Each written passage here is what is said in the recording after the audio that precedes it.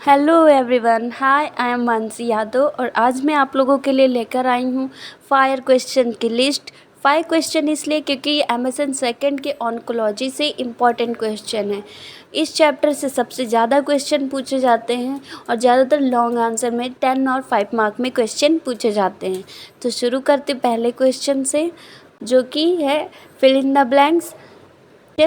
Internal radiation therapy also known as, मतलब internal radiation therapy को और किस नाम से जाना जाता है? तो इंटरनल रेडिएशन थेरेपी को अदर नेम ब्रैकीथेरेपी से भी जाना जाता है। सेकंड क्वेश्चन पे आते हैं। ये क्वेश्चन 5 और 10 मार्क में पूछा जाता है। क्वेश्चन को मैंने टुकड़ों में रखा है ताकि आपको याद करने में आसानी हो। तो पहला क्वेश्चन है डिफाइन ऑन्कोलॉजी, मतलब ऑन्कोलॉजी की डेफिनेशन हमें यहाँ पर लिखनी है। देन उसके बाद write its classification.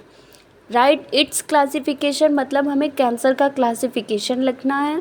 Then treatment modalities of a cancer, कौन कौन से ट्रीटमेंट हैं, किस टाइप के ट्रीटमेंट हैं जो कैंसर के डिसीज़ में दिए जाते हैं, ये भी आप लोगों को डिफ़ाइन करना है। तो शुरू करती हूँ आंसर। पहला ऑन्कोलॉजी की डेफिनेशन, तो ये डेफिनेशन दी हुई है। देन उसके बाद राइट इट्स क्लासिफिकेशन था, तो ये क्लासिफिकेशन दिया गया है कैंसर का। तो पहला है हिस्टोलॉजिकल एनालिसिस क्लासिफिकेशन।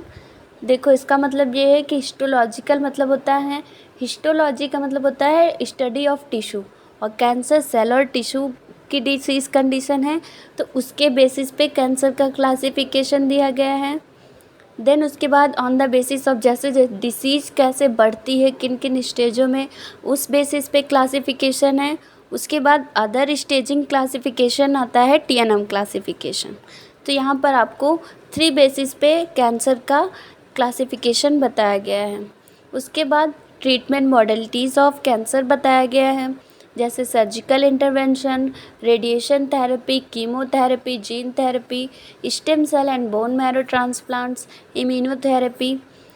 ये सारे ट्रीटमेंट्स के टाइप हैं जो कि कैंसर पेशेंट में दिए जाते हैं। इन सबको आपको डिफ़ाइन करना भी है थोड़ा थोड़ा सा। मैंने यहाँ हेडिंग वाइज आपको बस एक स्ट्रक्चर दे दिया है, आप इसका डीप में आंसर खुद से लिख लीजिएगा। ये मैंने आगे डिफ़ाइन भी कर दिया है, अगर आपको ये ठीक लग रहा है आप पढ़ सकते हैं तो इसे भी लिख सकते हैं।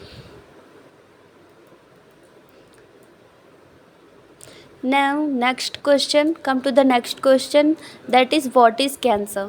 यहाँ पर what is cancer आपको कैंसर की डेफिनेशन बतानी है। Then warning sign of cancer, warnings ऐसे कौन कौन से साइन है जो कि कैंसर के साइन एंड सिम्टम्स की तरह आप समझ सकते हैं वहीं पर। तो ये हैं डिफिनेशन कैंसर की, इसमें से आप 2-3 पॉइंट्स लिख सकते हैं। अच्छे नंबर्स के लिए जब भी डेफिनेशन पूछी जाती है तो आप कम से कम 2 डेफिनेशन ज़रूर लिखें। उसके बाद warning sign of cancer. I hope कि आपको सारे क्वेश्चंस के आंसर अच्छे से समझ में आ गए होंगे। अब आप लोग इन्हें अच्छे से पढ़ लीजिएगा और मेरे चैनल को लाइक, शेयर एंड सब्सक्राइब कर दीजिएगा। Thank you so much.